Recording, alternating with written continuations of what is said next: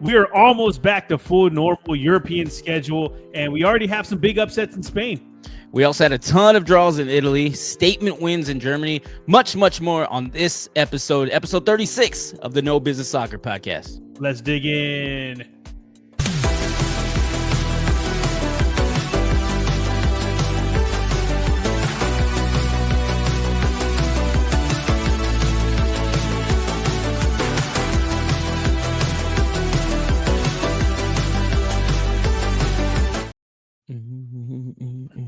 Yes, that is a great song to start the day. Oh, man, it is good to be back. Good to almost have a full schedule of European football, club football anyway. And let's talk about some of these leagues that we have going on. But before we get into it, we got a lot going on here, guys. We don't have a full squad. I know I say that we do sometimes, but we don't this time. We don't have J-Fam in the back, but we do have Danny P on the ones and twos where he should be.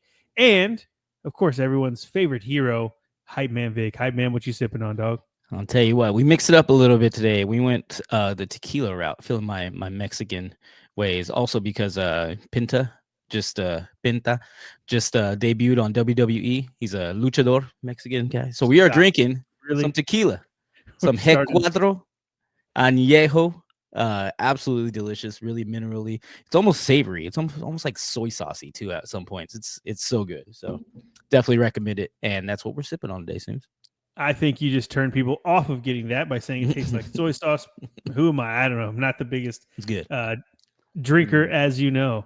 Well, we do have a lot to talk about today. Premier League was having an FA Cup weekend, so we won't be talking about them.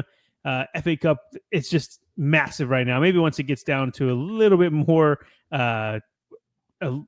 teams, I guess we should say bigger matchups, probably a better way to say that.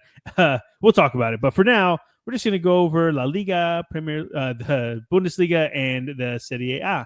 But before we get into those, we're going to talk about our home team, Austin FC, with our correspondent on the ground. This is the Austin FC Minute with Hype Man Vic.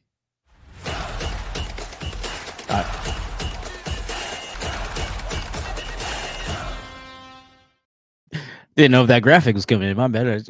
All good. So, Austin FC Minute, man. You either die a hero or live long enough to see yourself become a villain. And Driussi has become that villain. Absolutely just not going to our camp. He's been reported to MLS.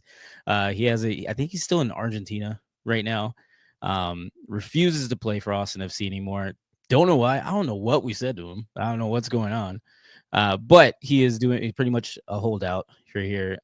There is a team, obviously River Plate want to sign him. I think they offered $8 million, while Austin FC, they offered $7 million. And Austin FC said, no, we want $9 million. And then they came back and said, all right, we'll give you $8 million. But Estudiantes, another Argentine club, said, we'll give you $9 million. So it would be awesome if we just sold him to them instead. Hey, highest bidder. Let's do a bidding war. Yeah. They offered the $9 million. They offered the $9 million. Let's do it. But, things aren't looking very well for us because, our former all-star is just not wanting to play for us anymore. So you got to pay whenever you want an MVP. And yes, I know he didn't win the MVP, but he should have won the MVP. You know what I mean? Like he should have won that. So it's kind of crazy when you see that. Like we sold, first off, it's basically a rebuild. We have a new coach, getting new players in, new scheme, everything's new. Tactics, everything. And then we sold all of his Argentinian buddies. Like if I was him, I'd be like, yeah, dude, just sell me. There's no point. Why do you don't need me anymore? And $9 million for a good piece, but he can't be the only piece.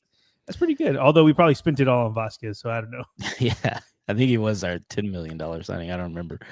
But we'll see what happens with that. We'll keep it short. We'll leave it right there. There are a couple of different signings that are having rumors and everything, but this is an Austin FC minute, not an Austin FC quarter hour. And I think we'll call it there. We'll talk about them when they do get signed.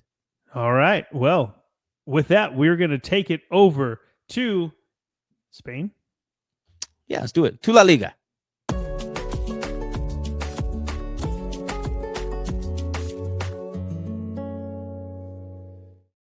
Oh, man, I missed that sound. It's been so long. Okay.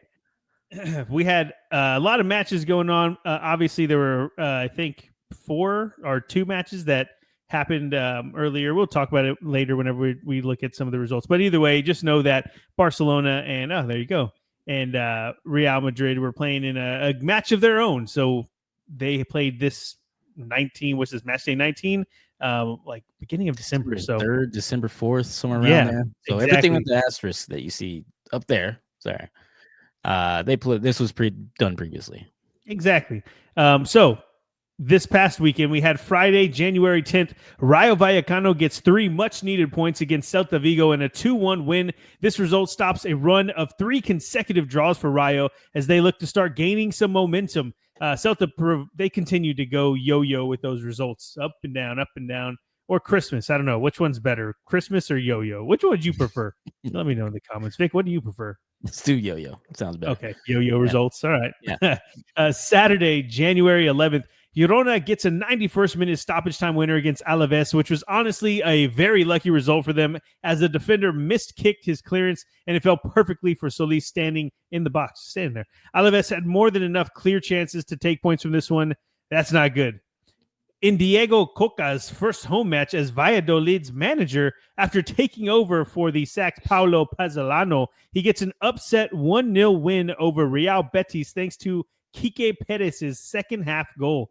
That was a lot. That was a big sentence I wrote there. That's now 2 wins in their last 3 matches for Victor's Valladolid.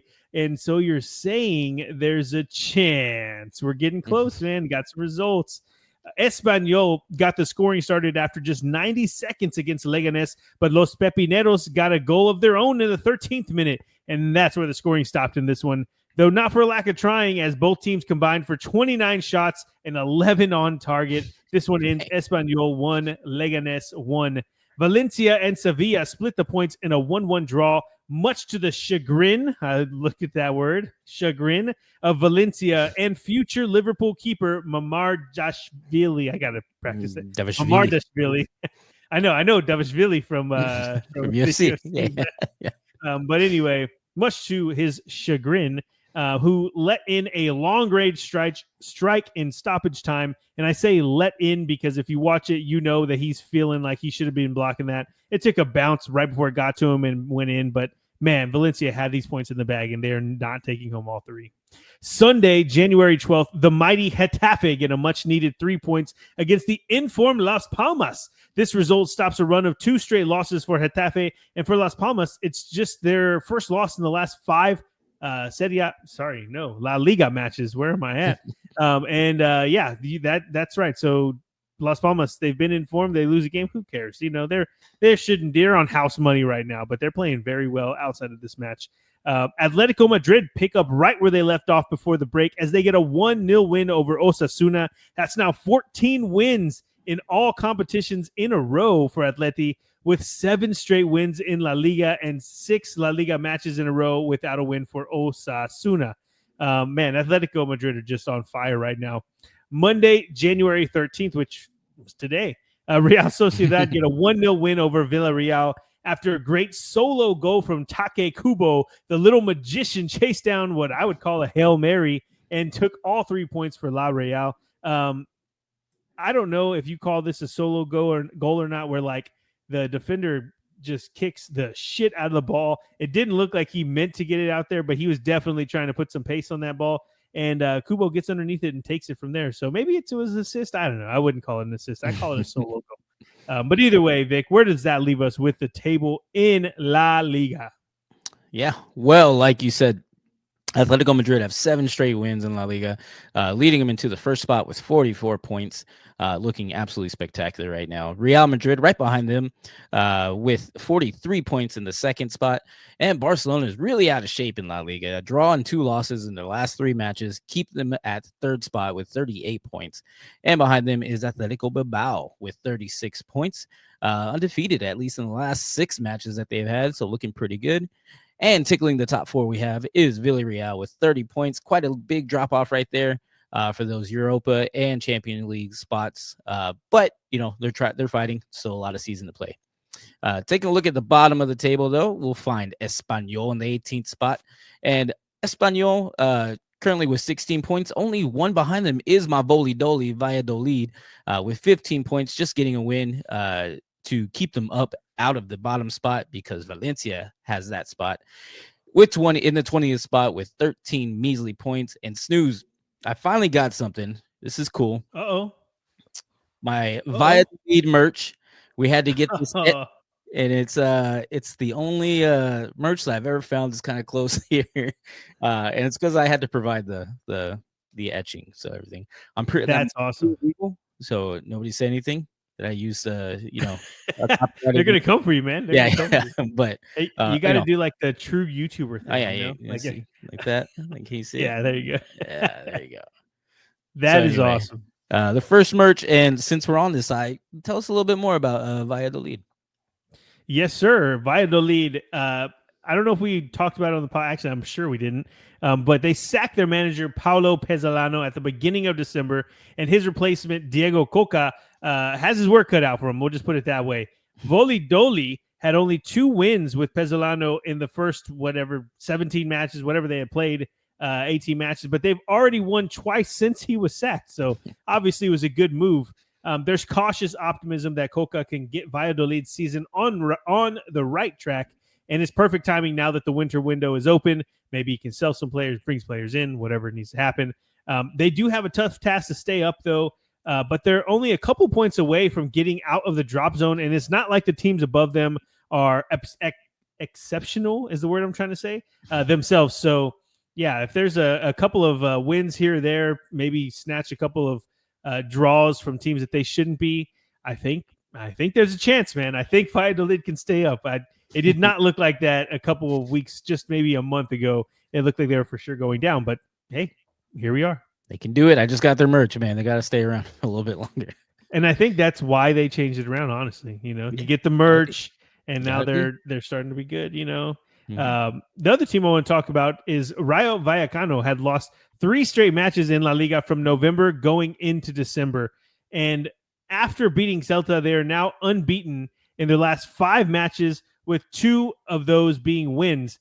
For as bad as it looked for a bit, and I remember talking about Rayo Vallecano at the beginning of the season, they were doing pretty well, and then they kind of fell off. And then again, from November to December, they lost 3 straight. Just didn't look good for them. But now they are a mid-table team, and they're in form, and a couple more results for them could see them start tickling those European places.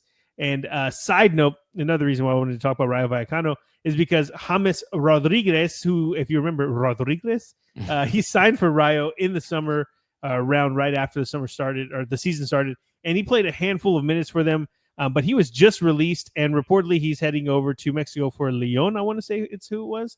It's sad how it's turned out for him. I remember being pretty excited, like, damn, Rayo Vallecano, we can see, a former Real Madrid star, World Cup star, but it's just not turned out for him well. So those are the talking points I had for La Liga. I think we're ready to move on. Vic, unless there's anything else you wanted to talk about for Valladolid, your love for this team. No. We'll see. If they stay another season, I'll find a way to get another piece of merch. So we'll have to go there. That's what we'll have to do. We'll have to actually go. I'm down with that too. Sounds much better. Okay. Yeah. Well, I think we should head to Serie A in Italy. What do you think? Yeah, you're right. To Serie A.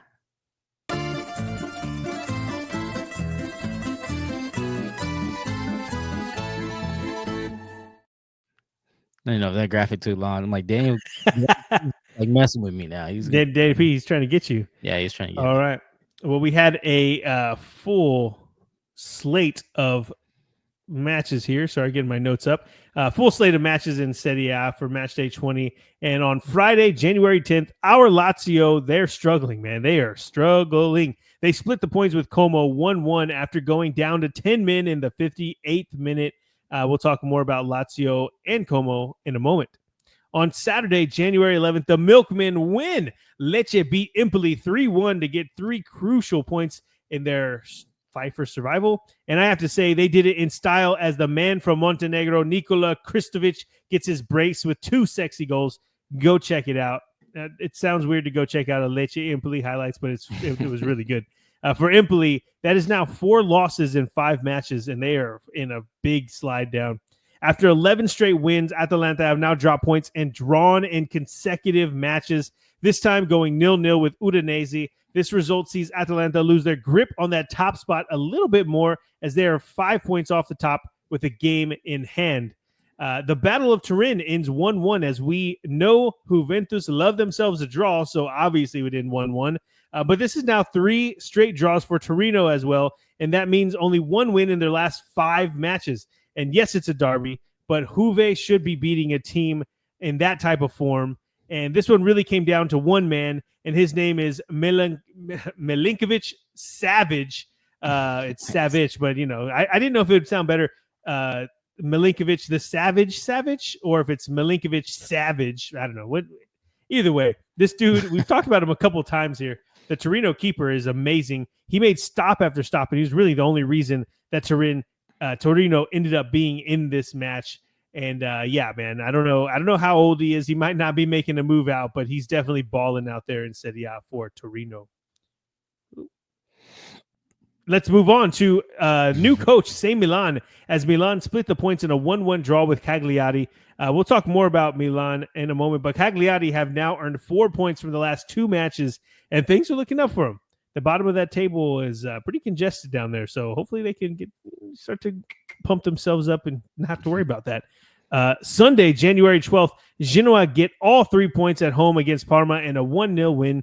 Genoa's goal came thanks to a big-time deflected shot that looped over the keeper, but like a wise man once said, points is points, baby. Just take what you can. Inter get a scrappy 1-0 win over Venezia on the road, and I have to say it wasn't the best performance from Inter, but it was awesome to see that stadium in Venice packed to the gills. Is that a thing? Packed to the gills? What does that even mean? I don't know. I guess like a fish, right? Like a fish? I guess. I say stuff that I don't ever say, and I don't know why. But anyway, packed to the gills, and they definitely kept Venezia fighting for everything. It wasn't a good day of results for Venezia, as Lecce and Cagliari both get points. And if you remember in our last talk, our last podcast, I was talking about how Lecce and Cagliari, and they had all these big matches, and there's no way they were all going to get points, and then Venezia loses, and they end up getting points. So not a good look for Venezia. But maybe Vic will show us different in the table. Bologna and Roma split the points in a 2-2 draw, and the weird thing about this one is that both teams' second goals were penalties, and both penalties were awarded thanks to handballs. I don't know why I thought that was interesting. I just did, but I also thought that Bologna had it in the bag, but Claudio Ranieri's got this Roma side cooking, and they are definitely feeling the vibes there in Rome. And if you can remember back all the way to August 18th, match day 1, Verona beat Napoli 3-0, and the sky was falling. Conte's men weren't going to get it done, and it was a horrible signing, a horrible appointment, I guess, for the manager of Napoli. Well, Napoli got their revenge in this one as they beat Verona this time. It was only 2-0, but Anguissa's long-range missile, there's no way to put it other than boner material, Vic. It was boner material. Go check it out. Monday, January 13th. I'll Google that. Sorry. I'll Google boner material. No. Don't Google boner material. Google Anguissa's long-range missile. Okay. That makes sense. Yeah, that makes more sense. My bad. Monday, January 13th, Monza get a well-deserved 2-1 win over Fiorentina, and there's no excuses for the Viola in this one. They were just off, and Monza were the better team here. The one goal that was given for Fiorentina was a penalty, and it was a questionable penalty at that. That's now 4 losses in the last 5 Serie A matches for Fiorentina, and it is not looking good for them. While Monza get 3 much needed points, hopefully they can get off the bottom. Maybe they did, maybe they didn't. Not sure, Vic. But tell us where that table is in Serie A. Yeah, we'll start at the top. We'll get to Monza at the bottom here in a second. But Napoli are on top with 47 points. They played 20 games. That is a note because Inter Milan behind them in the second spot with 43 points. They have 2 games in hand on Napoli. Can take the top spot with the possible 49 points.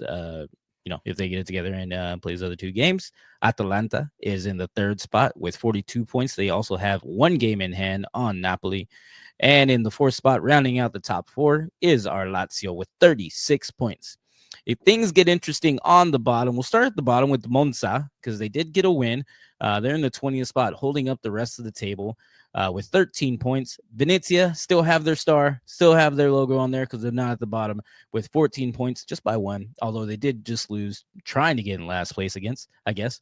But we'll also go down here because the Cagliari in the 18th spot.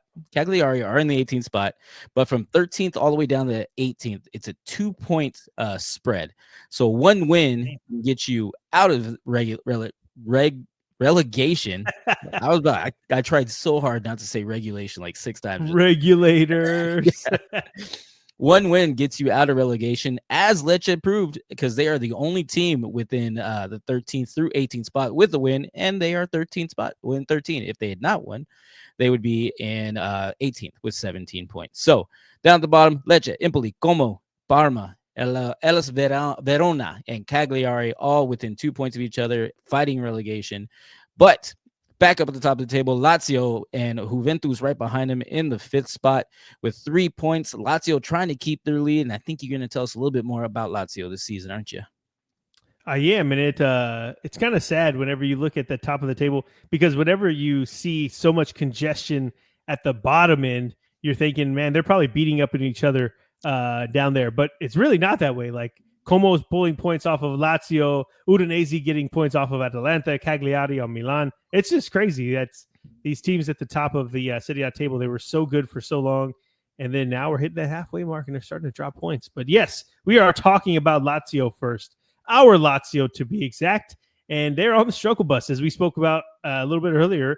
But last week, the struggles continue as they drew 1-1 with Como this week. And it was almost laughable in this one, laughable in like a sad, haha, I'm depressed kind of laughable way. Because in the 80th minute, the ball falls to an unmarked Matteo Guendouzi in the box. The dude is just standing there, maybe 5 yards out. And the only way I can describe it is he took his eye off the ball and he just miskicks it so badly that it just bounces into the teammate next to him, and he just falls down in what can only be described as pure embarrassment, and they go on to get that draw. That's now only one win in the last 5 Serie A matches, and even though they're sitting in 4th in the table, the teams all around them have games at hand, as Vic just showed you. So not looking good for our Lazio, but that I can't even call it a highlight, a low light. I don't know. yeah, Vic, not top 10. Yeah, exactly, not top 10. It's not looking good for our Lazio, but who it is looking good for is Como. They are looking way better on the other hand, as they've now lost only once in the last 5 matches. And I know that sounds backhanded, but it's good for them because they're not fighting. I mean, they are fighting relegation, but you get my point. When you're not losing a lot of matches, you're at least getting 1 point. And they only have 4 wins on the season, but but 2 of those 4 wins have come in the last 5 matches. So they're obviously doing something right. They're on the right track. I want to see if they can keep this pace and stay in Serie A. And I'm still waiting to hear more about this Dele Alli news that I saw a while back. Obviously, got a soft spot for the guy. So hopefully he joins, and maybe he's great. I don't know. But if they're already doing this good, they can get him signed up. That'd be really cool. Okay. The next talking point we're going to talk about, unless, you know what, Vic, I want to talk before we move on about Lazio. I want you to watch the highlight and then come back to me whenever you've had a chance, because it is horrible. Like, it is really bad. And this guy has a chance to win it. So I'm going to let you do that while I'm going to talk about this next talking point. And then I just want to see your reaction. Okay. Gotcha. So in case you missed it, Milan sacked their manager, Paulo Fonseca, back on New Year's Day, essentially, and brought in former Porto boss Sergio Conceição. Now, the crazy thing about that is that he was brought in in the midst of a Super Cup run, and the first match was against Juve 4 days after his appointment, and they won that match, which was crazy. Then, in his second match in charge in the Super Cup final, it was a Milan derby, and Conceição gets Milan over the line to beat Inter 3-2 after going behind 2-0. And this is insane. It's 2 matches into his tenure, and he's already brought them a trophy, which is the fastest in Milan history, as you could imagine. And that's whenever we were talking about how he's dancing in the locker room with a cigar. He's just having a great time. This 2 matches into his tenure there. It's insane. And so far, the league form is still inconsistent for Milan, but the hard-nosed, grumpy Conceição seems like he's going to be able to turn things around for them, and hopefully we'll be able to see them starting to climb that table and make a real run at that Scudetto. I don't know, maybe. Vic, did you see it? I'm still looking now. I can't find it in this reel. Who did it again? Sorry. It's like the 80th minute of this last match. Guendouzi's not a big deal. You can't find it. It's no big deal. It's just it's like I was saying, like laughable, depressed, funny. I'm kind of used to those because Nunez had a few of those. He has quite a few. Yes. Why am I such a hater for him? I don't know. I just am. You would love him on your team. That's I don't know. That's controversial right there. Anyway, okay. Well, no big deal. You let us know when you get to it. In the meantime, I think we need to go. I just saw it. Yeah, no. Game on the line. He's about to win it. And oh man, yeah, both of them. And then he falls down, like for no reason, just falls down. Anyway. Yo, they make quick work of that in this Serie A YouTube. Like they do is they show it like real quick and get out of there. They're like, yeah, let's get. That's why I couldn't find it. Jeez, done. No reason to watch this over and over. Okay, just false. Jeez. Well, now that we're both anyway. We both seen it, we're on the same level with that. Let's move on to some brats. All right, you got it. To Bundesliga.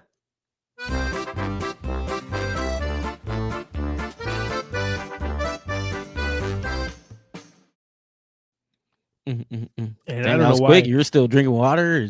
I know it was real fast. Out of sorts. I was gonna say I don't know why this is a thing in my I have a annual thing where the NFL playoffs are on, and I make bratwurst and sauerkraut, and I don't know why. It's a thing. So anyway, it's a time of year. Green Bay got knocked out. That sucks, but it's playoffs. Hearing the German song, it's making me excited. We have a bunch of games coming this midweek match day. Oh, I forgot to talk about it whenever we were in Italy. No, I will say just real quick that tomorrow we do have some games for match day 19, makeup games for Serie A. We have Como versus Milan. We have Atalanta versus Juventus. And then on Wednesday, we have Inter versus Bologna. So these aren't small matches. These are actually really good matches for Serie A. Okay, back to the Bundesliga. In the Bundesliga, we actually got treated to a really good comeback. You know, they were on their break and they came back. First match of the restart, I guess we say, was Dortmund and Leverkusen. And that was on Friday. Dortmund and Leverkusen was just pretty much all out attacking, chaos, madness. And it ends 3-2 to Leverkusen, but we'll dig more into this match in a second. Just know that's how it ended.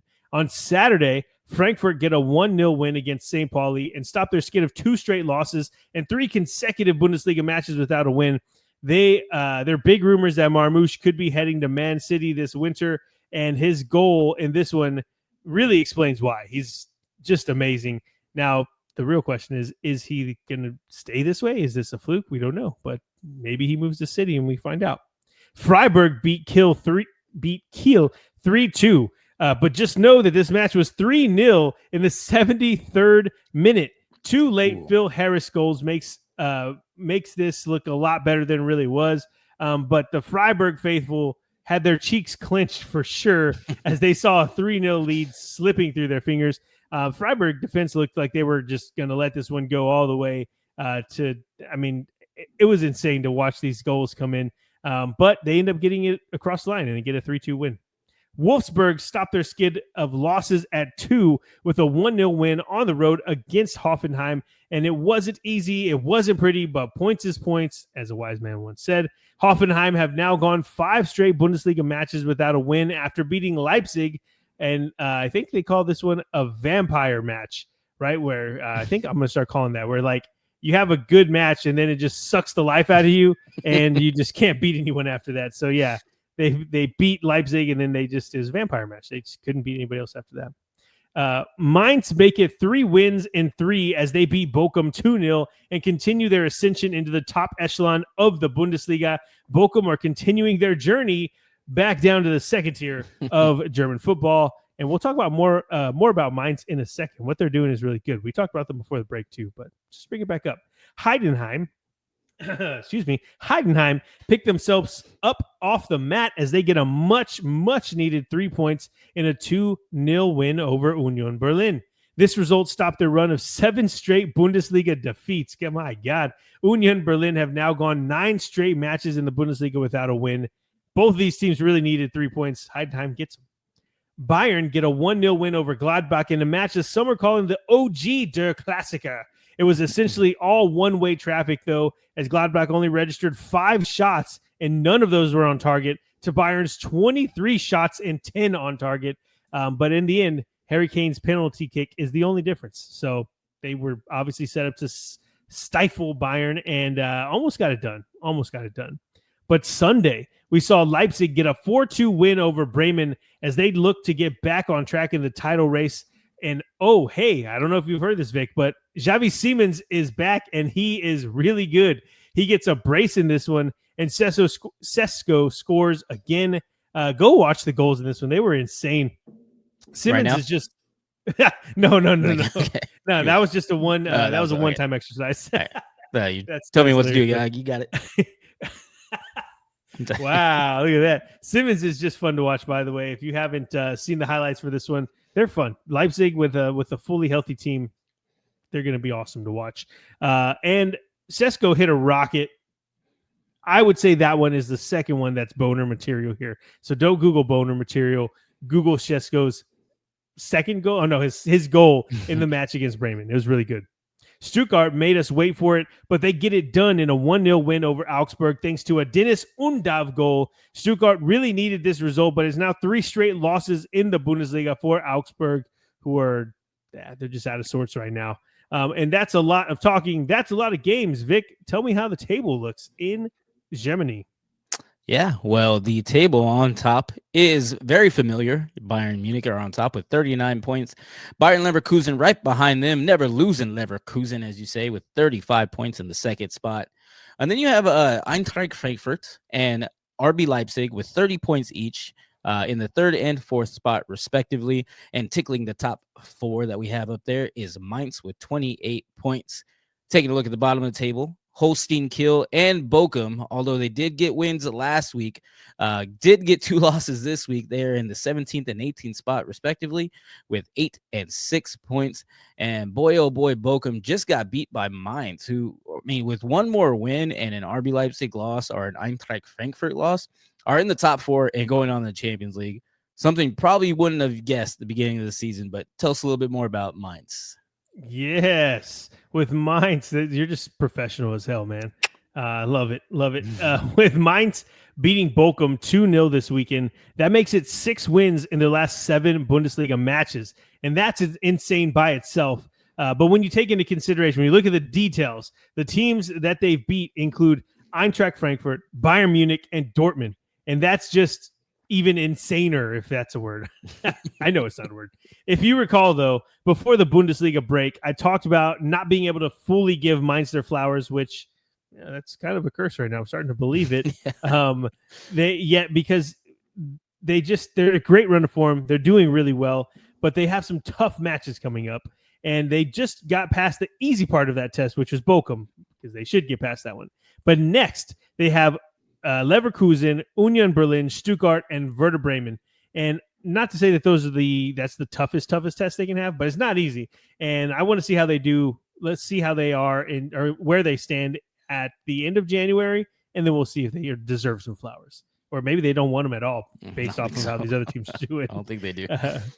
The next team I want to talk about, or the next thing I want to talk about in Bundesliga is the Dortmund versus Leverkusen match. This match was insane. It started off, and the commentator was literally at the very beginning saying Dortmund were unbeaten at home this season, and Leverkusen are unbeaten on the road since May of 2023. And he finishes that, and then within 24 seconds of the match starting, Leverkusen had their first goal of the match thanks to an incredible goal from Nathan Tella, and we were off and running. It was awesome to see. Right after that, Schick gets his first goal in the 8th minute, and Jamie Gittins gets one back for Dortmund in the 12th minute. And if you're running a little late to this one, you missed the bulk of the action because that was it. After that one, Schick gets his brace in the 19th minute, and that was 4 goals in the first 19 minutes of this match. Finally, after that, things calmed down a bit, and the defenses started to settle and play a bit better. And they only scored in the second. The only score in the second half was Girossi's penalty, but it was a little too late. A little too late. You know what I'm saying? As Leverkusen beat Dortmund 3-2. But before the break, we mentioned that Dortmund had started to string together some results. And if they had truly turned a corner, we were about to find out because they were playing Leverkusen. Well, this was always going to be a tough task for them, not just because of the matchup, but also because going into this one, they were down, I believe it was their top 3 or 4 starting defenders. I think both center backs were out, left back. I mean, there's just a lot of injuries on that defensive side. So obviously Leverkusen were like, you know what, let's go right at them. And they got it started within the first minute of the match. It's insane. So maybe we can chalk it up to injuries. Maybe Leverkusen are just good. I don't know, but it's how it ended. And now that leaves Shaheen's men with only 1 win in their last 5 matches, which just isn't good enough for a Dortmund team that are used to success. I mean, they were in the freaking Champions League final last season, for God's sake, with Bayern winning 2. This leaves Leverkusen 4 points behind them in the table with matches against informed Mainz, Gladbach, and Leipzig coming up. So not easy matches. And just for reference, Bayern have Hoffenheim, Wolfsburg, and Freiburg in that same stretch. With Leverkusen already 4 points behind, they really don't have a lot of wiggle room in this title race. And Mainz up next. I think we're going to talk about it now. Yeah, I think we have some midweek madness. We need like a screen shaking, like, oh, midweek madness. Oh. You can shake my camera if you want. Yeah, I know, right? Midweek madness. Because there is a rare Bundesliga midweek match day. Ooh, tough to say. And really quick, on Tuesday, January 14th, we have Dortmund looking to rebound quickly from the Leverkusen loss with the road matchup against Kiel, and this could be just what the doctor ordered. We also have a mid-table matchup between Wolfsburg and Gladbach, and just a couple weeks ago, it looked like both teams would be tickling the European places in the table, but both really need 3 points to start moving up the table. And let's see here. Got my notes. Yep, here we go. A spicy one, and this one sees Leverkusen versus informed Mainz. And if Mainz can get anything from this one, it would go a long, long way to establishing their European competition credentials. This one's going to be awesome to see. We were just talking about both teams, but Mainz, they're not easy to beat, and Leverkusen are going to show us exactly, or they're going to test the mettle, I guess we'll say, of Mainz. And then right after that, right before this, when they got Dortmund, that's a tough stretch for Leverkusen. Vic, do we have the slides for these, by the way, before I keep jumping into these? I think we have the look ahead one somewhere. DJ Danny P. Oh, he's still a DJ. Maybe. There he is. No, it's primarily the other one. There we go. There it is. I knew my boy had it. I was like, wait. I feel like I'm jumping the gun here. Okay. And so moving on. Then after the Leverkusen Mainz match, we have a battle of the birds as Eintracht Frankfurt take on Freiburg. Frankfurt are still in third, even after their 3-game slump, but they'll need all 3 points from Freiburg, who currently sits 6th in the table if they plan on catching Bayern and Leverkusen towards the top of the table. Then Wednesday, January 15th, we have Bochum and St. Pauli throw down in a 6-pointer in the relegation battle.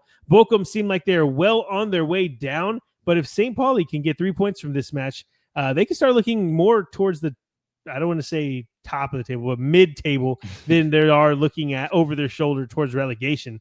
It really could go a long way for them. Heidenheim finally got a win last time out, and they will look to keep the good vibes going against Werder Bremen, who had won 3 in a row prior to losing to Leipzig last weekend, and they're still, one loss to Leipzig, who's really good. Maybe it's not a big deal. 2 struggling teams go head-to-head as Union Berlin and Augsburg. Both are just trying to get any sort of momentum going, and a draw seems logical here. I would probably put money on a draw, but I can also see both teams smelling blood in the water for both, struggling and really pushing for maximum points as they both really need it. Then we get a treat of the match day as Stuttgart get Leipzig at home. Both teams have won 3 of their last 5 matches in the Bundesliga and are looking to start stacking up some results. This one should be fun. Bayern get Hoffenheim at home, which seems pretty straightforward on paper as Hoffenheim are 15th in the table and have lost 2 straight matches, while Bayern are top of the table and looking to extend their lead on Leverkusen. And that is the midweek madness. Okay. Yeah, exactly. Man, there's going to be some good games. We have the Serie A matches going on. We have the matches there. And that is it for the European reach around. But we do want to do a look at it because there's also some midweek madness. Okay, in the Premier League as well. So Vic, do you want to go to England real quick? Let's do it to the Premier League. All right, there.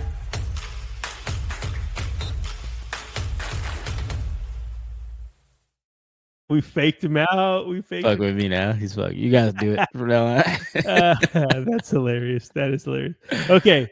Yeah. But like I was saying, we have some midweek matches in the Premier League. Obviously, they had an FA Cup weekend, and so they're kind of making it up here. But you know how the Prem is; they just treat these players like dogs. They just make them play and play and play and play. One thing I want to say before we get started, maybe it's more. I don't know the word I want to say, but maybe I should talk about it during the match. But I do want to just call out that Danny P's Everton have sacked maybe Sean Dyche, and it's kind of weird. I say maybe he was sacked because I was listening to a podcast from The Athletic. They were talking about how when the report came out, it didn't say that he was sacked. He was fired. It said that he had left. And when you see that, you're just like, what do you mean? He just left? Like, how does a coach just leave? But apparently that's pretty much what happened after their loss to Bournemouth. I believe it was Bournemouth recently. As it's reported, Sean Dyche went into the ownership team and was basically saying, hey, I've gotten what I can out of this team. I don't know how much energy I have left. Like, he basically was resigning. Like, he didn't want to continue because he felt like he wasn't going to be able to get much more out of this team, which is a good sign because I know there was a lot of bad blood, if you will, because whenever they let him go, there was like this tweet that just came out or, a statement that came out from the club. And there was no thank yous, nothing like that. It seemed like they had left on really bad terms for a guy who had kept them in the Prem and looks like they're on their way to stay again. It just, not cool. But one thing that I will say, though, is that they did hire David Moyes, who had been with them previously. I think it was like 12 years ago. So really good. And I'm talking a lot about Everton because I know Danny P. We talked about it right before. There was a whole podcast about it. So I have all this info on what happened with Sean Dyche, why they leave him, why they drop him at the moment. And just to let if there's any other Everton fans out there know that the Friedkin Group, I think their name's there, the ownership didn't just decide to fire Sean Dyche. He actually wanted out. And so that was kind of the weird thing I was confused on and like why it had to happen right now. I think they would have probably preferred him to stay until the end of the summer so they can get into that new stadium, that new shiny stadium in the Prem with starting with a new head coach, but didn't happen that way. So anyway, okay, sorry. Now we can go back to the midweek madness in the Prem.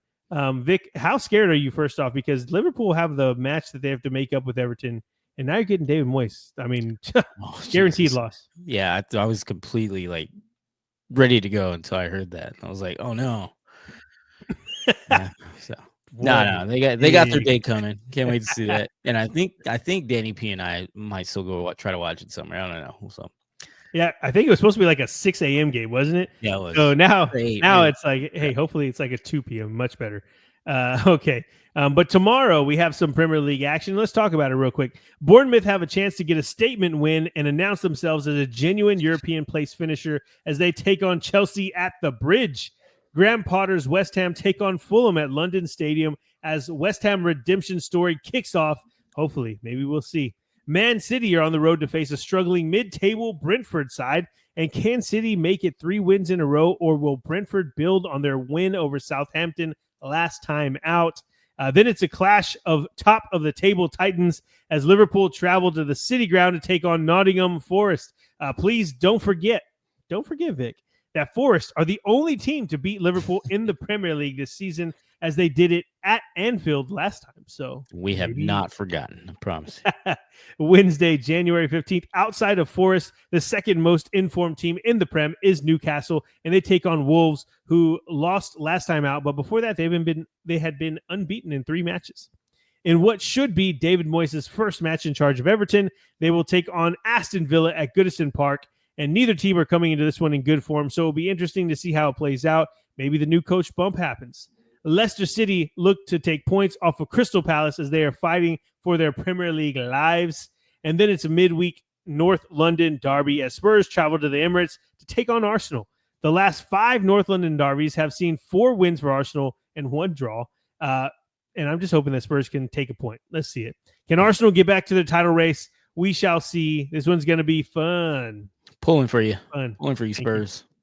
I appreciate it. Thursday, January 16th, Ipswich Town have a chance to keep their good vibes going as they get a mid-table Brighton, which we weren't saying just a few weeks ago, who are struggling for form at the moment. It's a tough task for Ipswich, but they appear to be getting Brighton at the right time if there ever was a time to get them. And United get Southampton at Old Trafford, and Amorim's men have drawn with Liverpool and knocked out Arsenal in the FA Cup in the last 2 matches. And I think they should be able to get all 3 points from bottom of the table Southampton. And now I got to say, there's some really, really good matches Tuesday or Wednesday. I don't know how anybody's going to get any work done. We have Atalanta, Juventus. What was it? I think Wednesday we have Stuttgart and Leipzig. We have Arsenal and Tottenham on Wednesday. Bournemouth, Chelsea on Tuesday. I mean, come on. There's so much to watch here. I can't forget Nottingham Forest and Liverpool tomorrow as well. Vic, I'm excited about this. I'm pretty excited. But Nottingham Forest undefeated in the past 6. Liverpool undefeated since given their roses by you, given their flowers by you. Damn it! It's only been 2 games, but we still have not won ever since Adam gave Liverpool their flowers. So it's pissed me. Whoa! Did you use my government name, bro? Yes, get him mad at Adam. Sorry, Snooze. Okay. I call him by his government name, like his mom does. Whenever I'm mad at him, she would say the middle name and last name. Golly. Yeah.